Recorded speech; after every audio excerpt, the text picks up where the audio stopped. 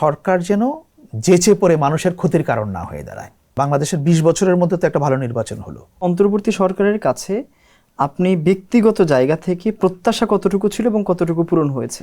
তারা হয়তো অনেক কিছু করতে পারে নাই, কিন্তু তারা কিছুই করে নাই, এরকম না।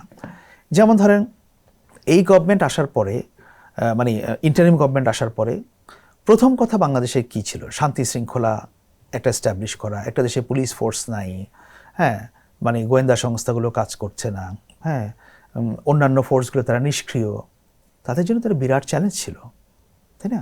সো এগুলোকে ফিক্স করা তাদের একটা বড় কাজ ছিল। এই যে তারা এতগুলো অধ্যাদেশ করলো, যেগুলো এতগুলো মানে অধ্যাদেশের ড্রাফটিংগুলো তারা করলো, যেটা তো এই গভর্নমেন্টও এসে তারা অনেকগুলোই তারা বাস্তবায়ন করেছে।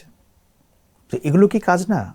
একটা নির্বাচন আয়োজন করলো কোনো রকমের প্রশ্ন ছাড়া, এটা কি তাদের কাজ না? বাংলাদেশের 20 বছরের মধ্যে তো একটা ভালো নির্বাচন হলো, 25 বছরের মধ্যে। তো এটা তো কাজ, এটা অনেক বড় কাজ। এবং সবচেয়ে বড় কথা, বাংলাদেশকে একটা ডেমোক্রেটিক্যালি ইলেক্টেড গভর্নমেন্টের কাছে ক্ষমতা হস্তান্তর করে দেওয়া সাকসেসফুলি।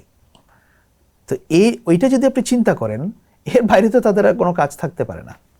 তারপরেও বিশেষ কোনো প্রত্যাশা ছিল কিনা, যে এই প্রত্যাশাটা আসলে অনেক বেশি চাওয়া ছিল যেটা করতে পারে না, আমি কারো কাছে খুব বেশি প্রত্যাশা রাখি না, কারণ আমি বিষয়গুলোকে প্র্যাকটিক্যালি চিন্তা করতে চাই। আমি ধরেন কারেন্ট গভর্নমেন্টের কাছে আমার খুব বেশি প্রত্যাশা নাই যে তারা অনেক কিছু করে ফেলবে, কারণ বাংলাদেশের যে কোনো পরিবর্তন বা যা কিছু আপনি বলেন না কেন, এটার সঙ্গে শুধু রাজনৈতিক দল জড়িত না, এটার সঙ্গে দেশের সাধারণ মানুষেরও একটা সম্পৃক্ততা থাকার প্রয়োজন আছে। সো আমি সব কিছু রাজনৈতিক দলের কাছে এক্সপেক্ট করে বসে থাকবো তারা সব কিছু করবে বা সরকারি সব কিছু করবে, সেটা আমি মনে করি না। সরকারের কাছে শুধু আমার একটাই চাওয়া, সরকার যেন যেচে পড়ে মানুষের ক্ষতির কারণ না হয়ে দাঁড়ায়।